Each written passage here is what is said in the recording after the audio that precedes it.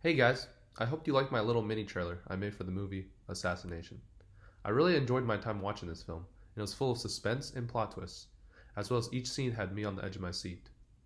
I really hope you guys do give it a watch if you haven't watched it yet. For the rest of the video, I'll go more in depth about the background of the film, including cast, summarizing the film as a whole of historical analysis, and telling you guys what I learned from watching this movie. So let's get started.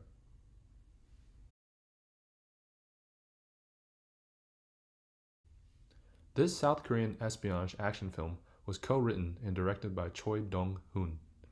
The film was released to 1,260 screens on July 22, 2015, and earned 3.59 billion won from 478,000 emissions.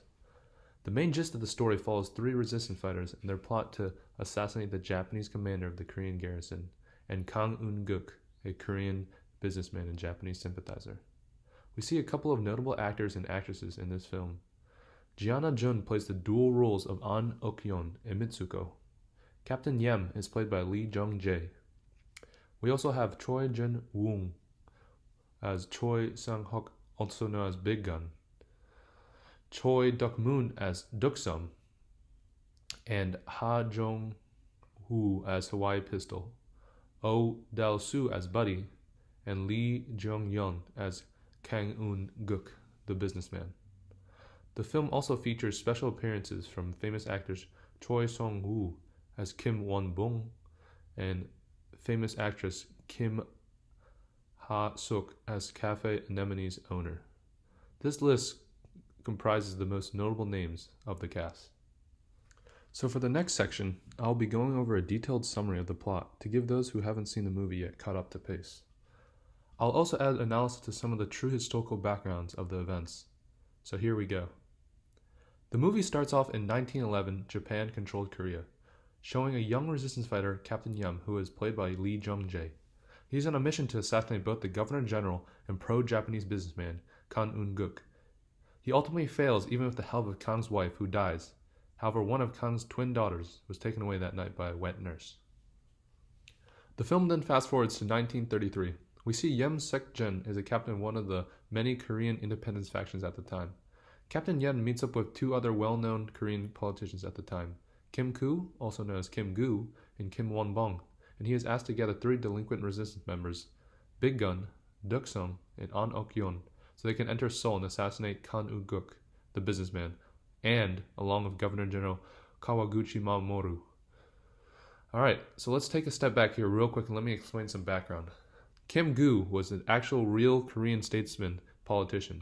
He was the 6th and 9th and later the last president of the Provisional Government of the Republic of Korea and a key leader of the Korean independence movement against the Japanese Empire.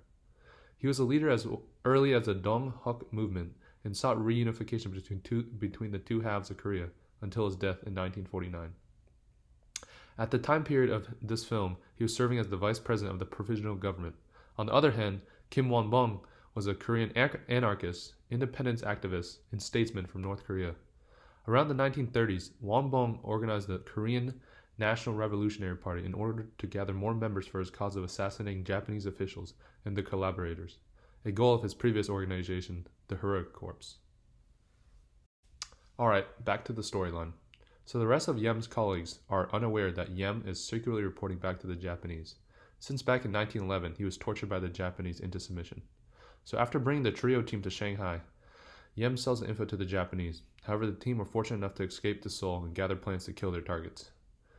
During their stay there, Kang's daughter, Mitsuko, bumps into An briefly at the department store where she starts to wonder if her long-lost twin is actually dead. Then, back at Hangzhou, China, Kim Koo questions Yem's loyalty after he learns that Japanese have raided the team's meeting location in Shanghai. He orders two subordinates to follow Yem around and kill him if he is a spy. Captain Yem then hires Hawaii Pistol and his assistant Buddy to kill the three resistance members, lying that to Hawaii Pistol by saying they are Japanese spies. Following that, the team proceeds with their operation. When the day comes, to their misfortune, the car they targeted was a decoy, and the mission ends up in a failure. An ends up locked up and handcuffed to Hawaii Pistol, where she learns of Yem's betrayal from Hawaii Pistol. Hawaii Pistol learns of An's identity and decides to spare her, sympathizing with her mission since he himself is Korean.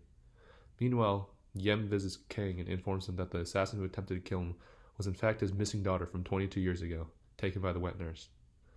So Kang and the group of soldiers find out where An was hiding and went to go kill her. They were unaware, though, that his other daughter, Mitsuko, was already at An's place, and they ended up mistaking Mitsuko for An and shot Mitsuko dead. At this point, An sees the perfect opportunity to salvage the failed mission. She assumes Mitsuko's identity and plans to assassinate both Kang and Mamoru at Mitsuko's wedding. A few days later at the wedding, An kills Kawaguchi Mamoru, and Hawaii Pistol helps her kill Kang. Big Gun, who is also there, helps the others fight off Japanese reinforcements, which allows for An, Hawaii, and Buddy to escape to Cafe Anemone. They soon get surrounded by Captain Yem and Japanese soldiers. With nowhere else to go above ground, they decide to go through an underground tunnel in the cafe. Hawaii Pistol, however, realizing that An can still pose as her twin, convinces her to go out like a hostage. Hawaii promises to meet her in the cafe they met in the Shanghai at the beginning of the movie. An walks out and is rescued by Japanese soldiers, and she is later sent back to Shanghai. Hawaii Pistol and Buddy attempted to escape through the tunnel, but Yem ends up catching them and killing them.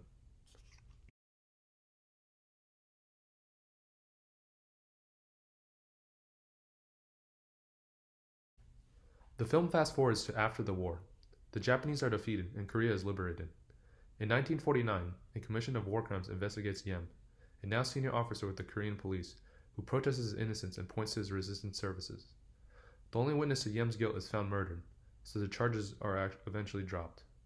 Even so, right after, Yem is cornered on the streets by An and Moy Young-woo, who survived his injuries early in the film but was rendered mute and slightly disfigured. They proceed to shoot Yem until he dies. The film ends with An reminiscing about her old team, Hawaii Pistol and Buddy. 대한독립 만세 해봅시다. 대한독립 만세. 어이 삼천볼. 우리 집은 안 돼. So that's the end, folks. This movie itself was a mouthful. It was filled with twists and turns of betrayal and deception until the very end. One thing I'd like to note is that the assassination-style events may have been inspired by true events. In the 1930s, Kim Gu, also known as Kim Koo in this film, founded the Korean Patriotic Organization. It was a secret organization that aimed to assassinate prominent Japanese figures of the Empire of Japan. It acted as one of the independence movements propelled by the Provisional Government of the Republic of Korea. Prominent members of this organization included Young Bong-gil, who threw the bomb at the Hongkou Park incident, which killed and injured several high-ranking officials of the Japanese army. This was very similar to the calling of the Horror Corps that I mentioned earlier, in which Kim Won-bong helped to found. So I feel like this movie indirectly, if not directly, was influenced by the true events done by both of these organizations. Assassination was an intense watch filled with a bunch of historical references. I learned a great deal from this, and it reinforced what I found of Korean history during the Japanese reign.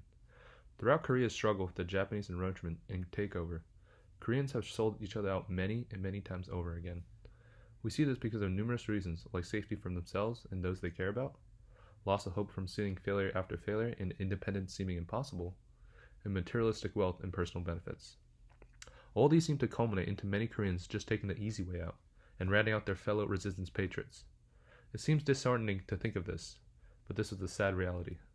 In the end, Korea was able to be freed from foreign rule, and that's what really mattered most.